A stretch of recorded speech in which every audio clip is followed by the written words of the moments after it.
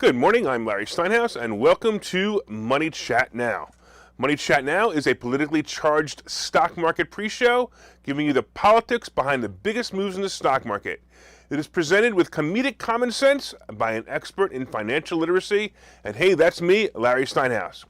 All right, today is Wednesday, January 12th, and I want to welcome you to the show. We are here live on WWDB Radio in Philadelphia, and of course we are live on Facebook and Twitter and LinkedIn and YouTube. Hey, just remember, if you're watching online, hit that share button, hit that like button, and don't forget to subscribe to the YouTube channel, and of course like the Money Chat Now page on Facebook.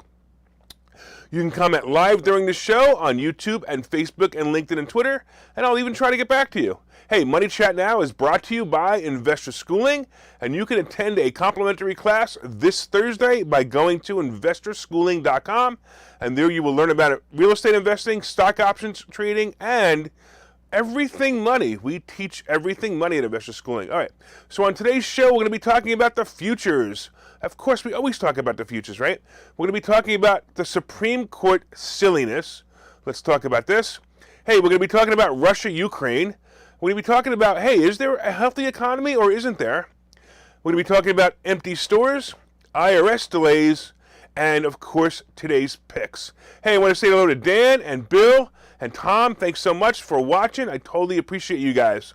All right, so basically yesterday, the markets kind of had trouble making up their minds in the morning, but it came back afterwards, and the real story was the NASDAQ peaked about 200 points upwards to finish 213 points in the positive. That was pretty awesome.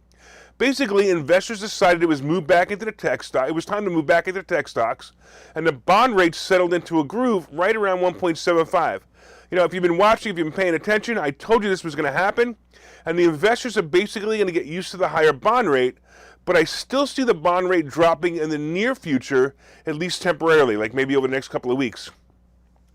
I'm going to tell you that I had a few great movers yesterday with Meta, Apple, and the travel stocks, and if you were paying attention the last couple of days, I've been giving you those hints to buy them, and sure enough, they all made money. Hey, also, we're going to be getting more into this at the end of the day, or the end of the show, I should say. And right now, the futures are up 22. The S&P is up 1.75, and the NASDAQ is 9.5. And I'm telling you, it'll probably going to be a decent day. Nothing like yesterday, but a decent day. Hey, Mick, thanks a lot for watching. I totally appreciate you guys. You guys are awesome. I got my normal fans, and you guys get ready for this. Let's talk about the Supreme Court silliness. All right, if you don't already know, the Supreme Court is hearing oral arguments on Gestapo Joe's vaccine mandate. As of now, there's no verdict. However, the news has decided to report on, or maybe tell on, the justice who refuses to wear a mask at the hearing. I like this guy already, by the way. Supreme Court Justice Neil Gorsuch does not wear a mask for the hearing, even as all the other justices in attendance did so. Look, I'm both surprised and worried that he's the only one not wearing a mask. My guess is that he has had enough of all the lies and the manipulation that the other justices are still allowing the scamdemic to rule their lives. So he's saying, I've had enough. The other one's just saying, hey, the rules in the scamdemic are still ruling their lives. Look, I've said this from the beginning. There are those who firmly believe that they're saving the world and themselves from a virus. That's fine. These people will never be convinced that masks don't work or vax may or may not work. It really doesn't matter. But more importantly, that masks don't work. There are also others like me who are firmly convinced that a piece of paper and a string across your face is completely useless, and why would you ever want to do it, right? This piece of string and a piece of paper? Seriously, right? All right. Both these extremes are not the people who will win the fight against government overreach. The people in the middle, you know, the ones who say, it's just a mask, I don't think it works, but I'll wear it so people don't get angry with me. Or they say, it's just a mask they're making me wear, I don't see how this takes away my freedom. These are the people who are the problem. So here we have it. Only one Supreme Court Justice, Neil Gorsuch, is not wearing a mask, believing, of course, that it does not work. And he, as an American, is entitled to freedom under the Constitution. Clearly, he will vote against Gestapo Joe and his ridiculous mandate. Now take Justice Sonia Sotomayor.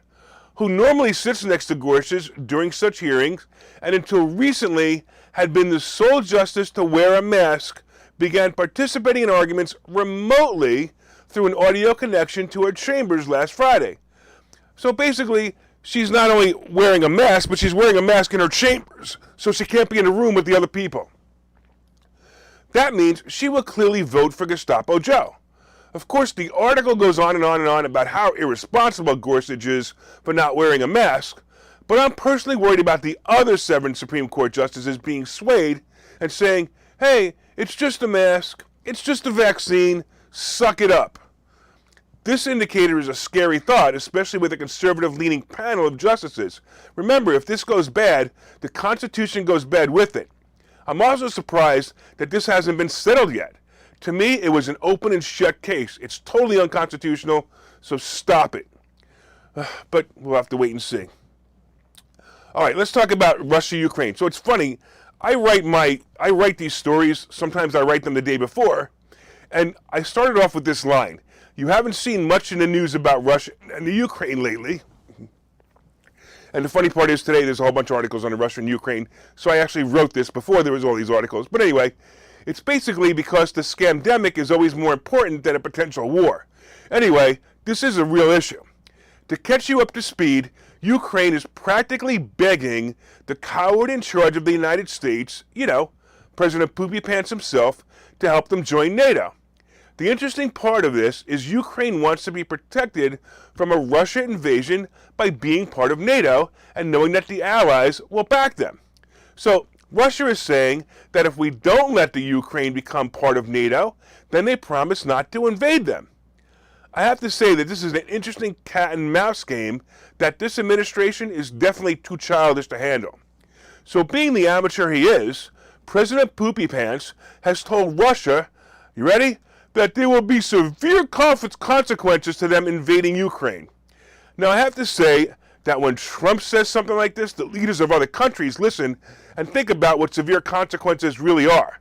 When Poopy Pants says severe consequences, I truly think of the Monty Python skit where they say, I will fart in your general direction as a warning to stay away from the castle.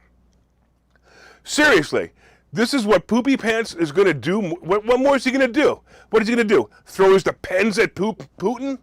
Sanctions. That's what he's threatening with them. Sanctions. He's threatening him. He's threatening one of the strongest bullheaded leaders with a promise that he would limit trade with them. Oh, wait a minute. Doesn't Russia control oil in that region? Would Poopy Pants say that he won't buy oil from them and then punish us more for his decision to close the pipeline? Please stick with you will fart in their general direction. At least it won't hurt us as much.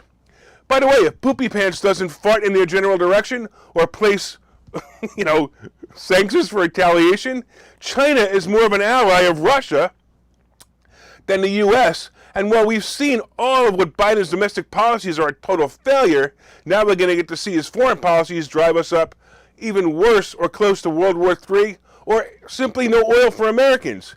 Either way, this is going to be bad. I'm expecting Russia to move in quickly, and I would predict in about 4 weeks. So watch this. I'm going to say in about 4 weeks, Russia's going to move in.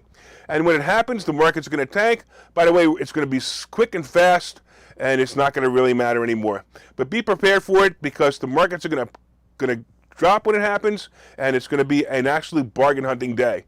I realize that's kind of greedy, but that's the way it is. All right, let's talk about a healthy economy.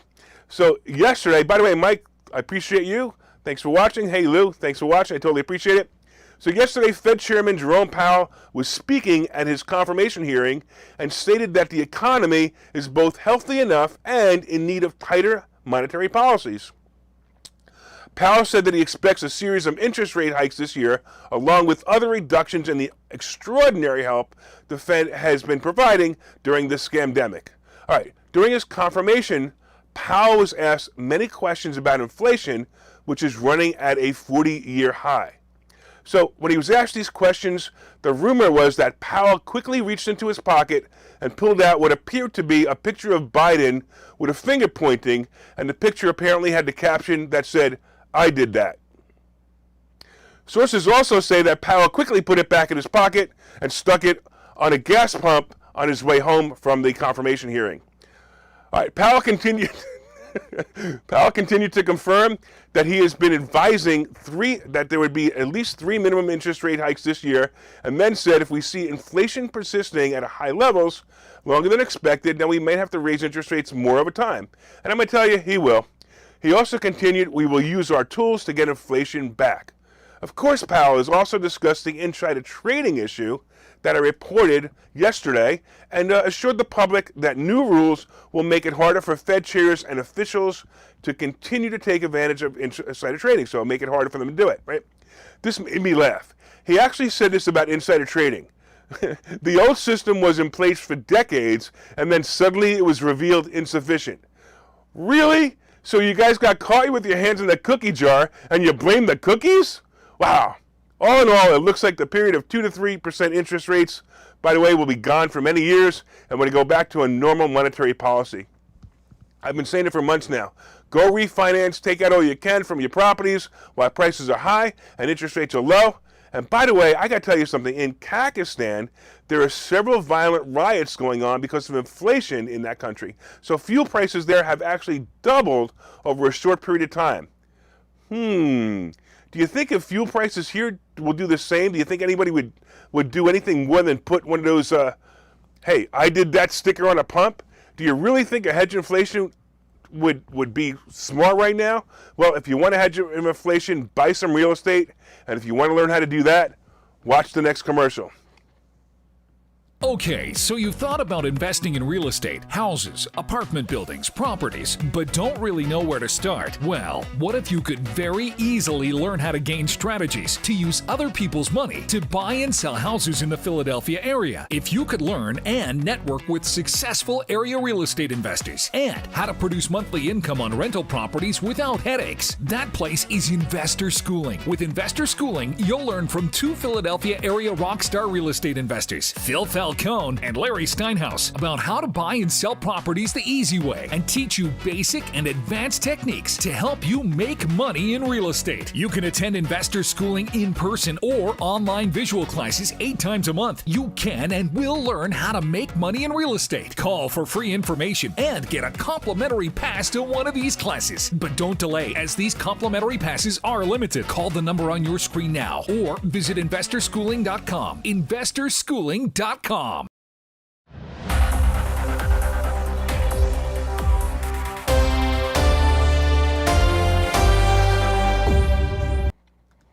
All right, welcome back. Welcome back to Money Chat Now. I'm your host, Larry Steinhouse. And of course, if you'd like more information on investor schooling, you can go to investorschooling.com or call 866-424-2829, 866-424-2829. Hey, I want to thank you all for listening on WWDB Radio in Philadelphia.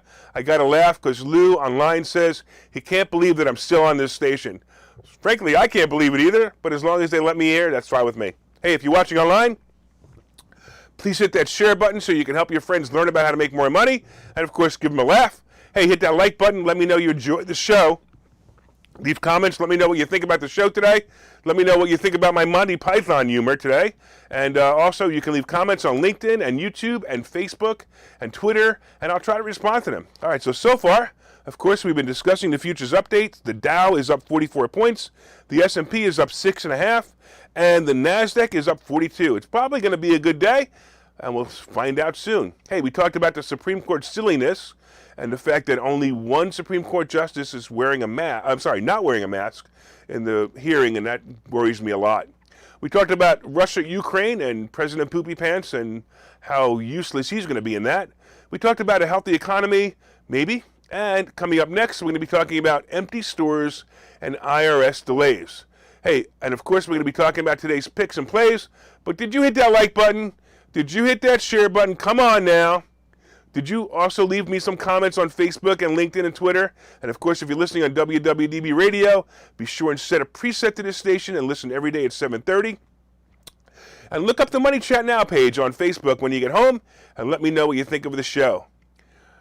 Hey, Charlie says, I don't see why you can't be on that station. Well, you need to know that this station is a pretty liberal station, and it's pretty funny that I'm on it. All right, let's get into the second half, and we'll talk about what's going on. So let's talk about some empty stores. All right, have you been to the supermarket lately? Right now, my wife is yelling at the radio and telling me that I've never been to the supermarket. Okay, but if you don't have a great wife like mine who goes to the supermarket for you, then you might have experienced the empty feeling you had at the beginning of the scamdemic. It appears that with everyone calling in COVID, when they cough or sneeze, even once, a worker shortage has once again arrived. It used to be when you had a cold, you took some cold medicine, and you went to work. You know, like I'm doing right now for the last week. I come every day and do this show with my cold. You guys could go to the supermarket and stock the shelves. All right, so sometimes it was really bad. If it was really bad, you took a day off or two, and then went back to work as your cold symptoms got better. Well, now that we have the scary Omicron variant, and everyone is afraid they will kill someone's grandmother if they sneeze in public, this is keeping people home and slowing deliveries of goods and slowing the stocking of shelves at grocery stores. So the publicly traded grocery store companies, like shares of major grocers, including Albertsons, Kroger, and even Walmart, fell yesterday as investors are worried we have trouble meeting earnings expectations with the sudden wave of no-shows. All right, last month I mentioned that the reason for the airline industry had so many people calling in COVID, it was because right before the rumored change of the CDC guidelines, they used to say, by the way, stay home for 10 days, and now, of course, the science says stay home for 5 days. Anyway, the airlines worker, being smart, realized that if they call in COVID before the day of the rumored change, they would get 10 days paid leave instead of 5 days paid leave. As you know, within days of that, the CDC did change the guidelines to 5 days. Well, it appears we are going through that same thing with the grocery store workers. My guess is as we're starting to come closer to the scandemic nonsense ending, many workers are saying, hey, 5 extra days of sick time paid, I'm going to take it. So I'm just going to sneeze or call in COVID, and basically, I'm going to get 5 days paid off. So I'm going to expect this issue to cause another bump in inflation over January and February. Hey, look, don't forget to stock up on emergency food rations as well. You never know what this government will bring next. That's amazing. What's going on? All right, let's talk about IRS delays. Hey, with all the talk about free pay and 10 days off paid, you would imagine that the already stereotyped government employee is taking full advantage of the scamdemic by both working from home, and of course, some of these employees haven't seen their office in almost 2 years, and then they're trying to take their 10 days paid time off while they drink chicken soup and watch Dr. Phil. Well, that means that the employees at the IRS are also out sick or, lazy. But how does that affect you? Well, the tax refund you get every year, it might be a bit delayed. Here's an interesting number, right? As of December 23rd, the IRS is still backlogged over 6 million returns from last year. Now, my guess is, some of these are late filers, but 6 million backlogged? The tax credit payments also slowed down. It's also, remember this tax credit payments also slowed down the IRS. Many of the employees were transferred to help with the distribution as well as manning the phones for questions regarding the tax credits. So there were so many calls about the tax credits. By the way, check this out. The statistics coming from the IRS office show that there are so many calls into the IRS that only 7% of the calls actually reach a live person. Wow. That means if you have a question about anything, you probably won't get an answer. Well, the upside is that audits probably will be the last thing on the list of things that the IRS is going to want to do. But if you're one of those people who counts on your tax refund in April, I'm telling you right now, you need to adjust your deductions so that the government takes less money from your check and stop lending the government money at no interest. And then they're going to hold you back. By the way, this is one of the things that we teach or taught over and over again at investor schooling. For those of you guys who know, it's not just about real estate or stock options, it's total financial literacy. Take a look at this commercial and learn more. Okay, so you've thought about investing in real estate, houses, apartment buildings, properties, but don't really know where to start? Well, what if you could very easily learn how to gain strategies to use other people's money to buy and sell houses in the Philadelphia area? If you could learn and network with successful area real estate investors and how to produce monthly income on rental properties without headaches, that place is Investor Schooling. With Investor Schooling, you'll learn from two Philadelphia area rockstar real estate investors, Phil Falcone and Larry Steinhouse, about how to buy and sell properties the easy way and teach you basic and advanced techniques to help you make money in real estate. You can attend Investor Schooling in person or online visual classes 8 times a month. You can and will learn how to make money in real estate. Call for free information and get a complimentary pass to one of these classes. But don't delay, as these complimentary passes are limited. Call the number on your screen now or visit investorschooling.com. investorschooling.com.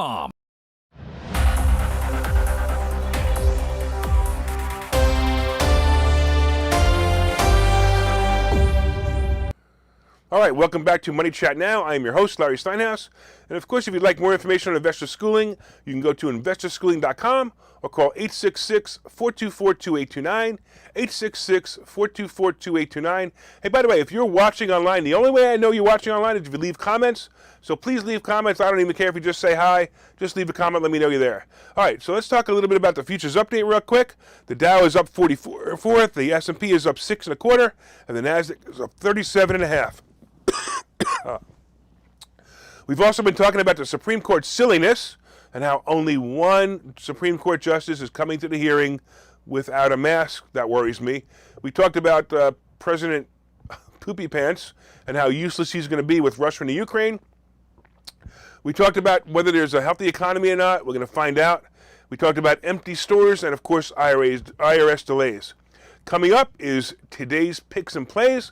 But first, did you guys hit that share button? Did you hit that like button? Hey, let everybody know what great stock plays are coming by sharing this information. Don't forget, you can share on your own page or in groups that you feel will benefit from great plays. Hey, Rob, I want to say thanks so much. Hey, so Robin says, because of my cough, he just put a mask on my phone. Yes, if you're listening to this show right now, you have a chance of getting the scary Omicron variant, because it's just as transmissible over the radio and over the Facebook airways as it is if I'm not wearing a mask. Whatever. Anyway, all right, you can leave comments on YouTube and Facebook and Twitter, and please do. And if you're listening on WWDB Radio, don't forget to set one of your presets to this channel and listen every day at 7:30 for all you need to know about the politics behind the stock market. All right, it was another great day yesterday, and it looked a little scary in the morning, but sure enough, right after the 10:30 coffee break, the market skyrocketed. For those who don't know about my coffee break theory, here's a tip. On most days, the market will sink to its lowest point at about 10:30. And my theory on this is really simple. The traders have been working all morning making trades, and at 10:30 they meander into the break room and get their jolt of caffeine for the rest of the morning rush. It's interesting. Take a look and see if you can see the same pattern on most days. Yesterday, I definitely took advantage of this pattern and bought some stock options at 10:30. And by 2 o'clock, I sold almost all of them at nice profits. By the way, today we're expecting a report on the Consumer Price Index, and this is going to be a telling report. So the expected number will be about 7% increase. Now, I'm going to tell you that any large deviation from this number will cause a big pullback in the market. So it either goes too high or too low, the market's going to react. So watch for that report in about a half an hour. It'll be released in about a half an hour. But here are some plays to watch for. I would seriously buy any dip right now. Buy any dip right now. I'd buy Meta, I'd buy Apple, airline stocks. Anything that dips, I would buy. The travel stocks are going to be fantastic. The oil stocks have been skyrocketing as well. And here's one that I mention every once in a while. Nikola is actually a stock I'm beginning to like more and more as the electric and alternate fuel vehicle market keeps heating up. The vehicle industry has had a disruption, but I'll tell you what, I got another disruption coming, and just going to be my prediction. The industry is going to actually start to sell more vehicles online, and guess who I think is going to be one of the largest sellers? Amazon. Now, it's not today, but watch for it. Remember this episode many years from now. When that happens, I'm actually going to say in about 3 to 4 years, that's what's going to happen, and you'll see it. All right, let's talk a little bit about crypto. So crypto is inching back, but it's a far cry from the highs that we saw a few months ago. Look, to all you hoodlers, I hope you guys aren't losing sleep. I know some of you have put your entire paycheck of $500 into it, and you're worried about it. Don't worry about it. You either decided to put it in and you need to decide that you're going to lose it or you're not going to lose it. It doesn't matter. Either way, it's fine. Just go for it. And even Mick is saying, let's go Shiba. All right. I don't know, man. Mick, it's a good thing I bought it and sold most of it because I don't know if it's going to come back. All right, gold and silver, it isn't doing much. And we'll see. Maybe that's a good thing. Maybe it's not. Gold is still hovering around 1,800 and silver around 22. I definitely say pick some up. You're definitely going to want to pick some up because it's going to be a time in the future that you're going to need that. And it's actually going to do really, really well, especially as inflation starts to creep up. All right, the Treasury bond is still under about 1.74, and I told you I expect it to go down over the next few days as investors start to move back into tech stocks. I'm predicting it'll be under 1.5 within a week, or probably within a week. However, I also expect it to go up in February and create a range of about 1.5 to 1.75. Now, look, I'm going to also say that this is going to be good for investors because the investors are going to get used to this number, and that's important. So the investors are going to get used to the number, and that means that, look, it's just going to be par for the course. Nothing to really worry about, nothing to get panicked about. Just notice that it's going to start to happen. Interest rates are going to slowly start to move up. That's just the way it is. It's always like that. All right. Hey, Mick's even telling me that he got in at 2.8 millionth of a cent in Shiba, so he must be doing really well. I hope you sold it at 70 millionth of a cent. You would have made a lot of money. All right, before we finish, I want to thank the listeners on WWDB Radio in Philadelphia, and I want to thank you for your continued support. Listen, if you hate the show, just turn off your radio. If you like the show, let us know. Go over to the WWDB fan page on Facebook and let everybody know how much you like the show. And of course, you can leave comments on that fan page as well. My name is Larry Steinhouse, and of course, I'm the host of Money Chat Now. And you should know that I also have a book out there. My book is called Money Hacks. And if you haven't ordered that book yet, go to BarnesandNoble.com, order the book, Larry Steinhouse, Money Hacks. And of course, if you made any money with the show, let me know. Also, once again, as always, I own some of the stocks or assets discussed on this show. No one has asked me to make any of the opinions that I make on this show. They are my own. Imagine that. Could you imagine if somebody actually asked me to make these opinions? I don't know if they could pay me enough. All right. Either way, have a profitable day, and I'll see you tomorrow.